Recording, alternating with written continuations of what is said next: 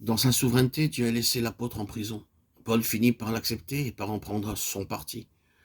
Le résultat, c'est une illumination croissante aboutissant à une émancipation spirituelle. Les voies de Dieu les plus déconcertantes peuvent cacher de riches bénédictions.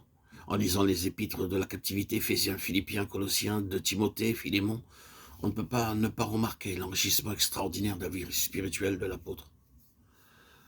Or, s'il s'était montré révolté, amer ou simplement impatient ou froissé, le ciel ne se serait pas ouvert au-dessus de sa tête et il n'aurait pas reçu toutes ses richesses en partage. Il lui suffit d'un esprit de controverse entre lui et le Seigneur pour le priver complètement de ses éclaircissements et de ses révélations complémentaires qu'il reçut en prison et dont nous en avons maintenant le bénéfice.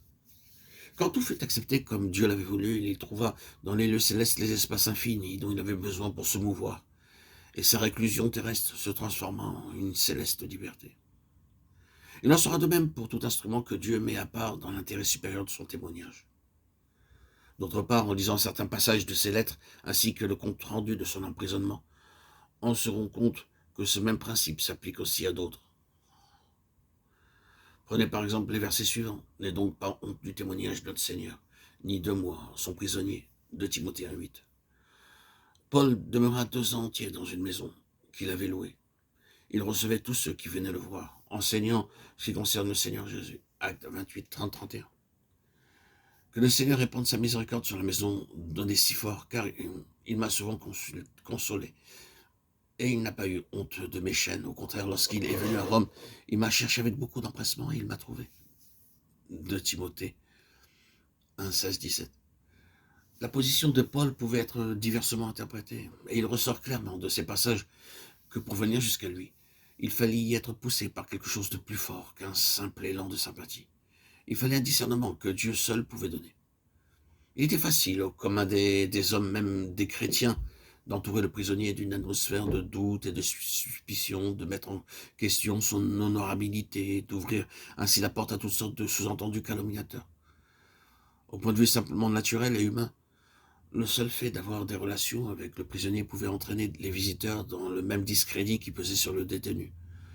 Un peu partout, on se posait des questions sur cet homme, et même parmi les enfants de Dieu. Nombreux étaient ceux qui n'étaient pas sûrs de lui. Pourtant, Dieu était en train de confier à cet instrument dans les chaînes une révélation de première importance.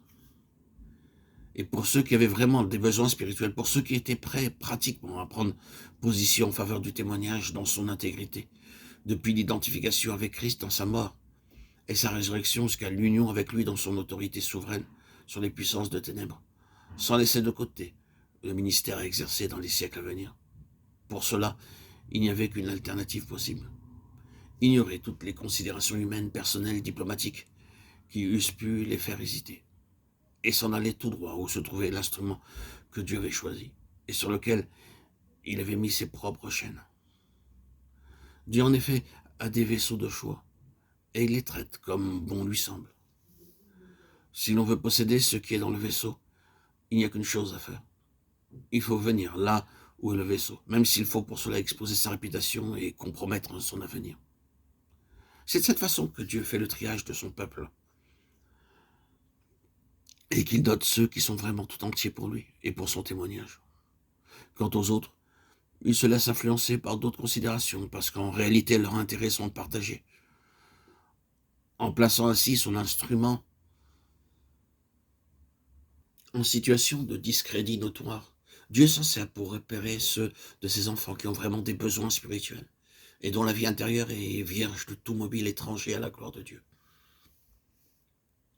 Ceux-là prendront la peine de chercher l'instrument là où il est, et ils trouveront près de lui de quoi répondre à leurs besoins.